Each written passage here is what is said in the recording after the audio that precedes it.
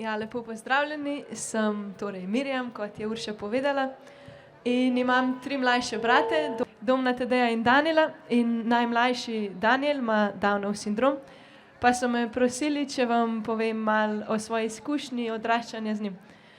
Sem se odločila, da bi vam povedala nekako 3 najbolj pozitivne stvari, ki se mi zdi, da mi jih Danijel daje, oziroma neke 3 nauke, ki me jih uči. Mislim, da je res velika škoda, da toliko otrok z Downovim sindromom zaradi splava ne bo nikoli imel možnosti imeti toliko pozitivnega vpliva na svojo okolico, kot ga ima Danijel na našo družino. Tako da ja, se mi zdi res velika škoda in ja, da je naša cela družba na slabšem zaradi tega. Pa da ne bo vse skupaj zvenelo kot neka pocukrana reklama, naj najprej povem, da seveda je težko in Danijel zahteva veliko truda in energije. Ampak se mi zdi, da v življenju ni veliko stvari, ki ne zahtevajo truda in energije, pa jih je vredno imeti. Tako da vsekakor potencialni minusi so veliko manjši kot plusi. Evo, prva stvar, ki bi jo rada z vami podelila, je, da zaradi Danijela sem se začela precej manj obremenjevati s tem, kaj si mogoče ljudje mislijo.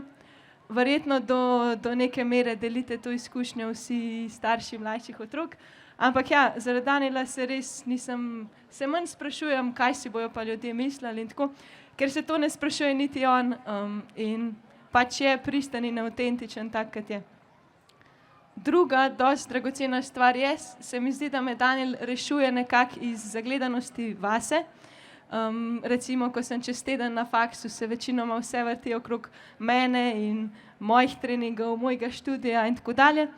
Ko pa pridem zvečer domov, pa hočem začeti jesti večerjo in pride Danijel in mi pod nos pomali kitaro in zahteva, da mu igram, se spomnim, da nisem edini človek na svetu in da so tukaj tudi drugi ljudje s svojimi potrebami.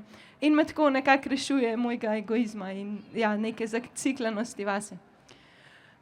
Zadnja in se mi zdi tudi najpomembnejša stvar je pa Danijelov vpliv na naše družinske odnose. Se mi zdi, da je res kot neka središčna točka, okrog katere se vsi zbiramo. V bistvu ta skrb, ki od nas zahteva, nas nekako vse skupaj združuje in preprečuje, da bi živeli tako neka vzporedna življenja, vsak v svoji sobi, ker pač moramo pri skrbi zanj sodelovati vsi. Tako da sem res Bogu hvaležna za Danijela, za njegovo življenje. Se mi zdi, da je res velik božji dar.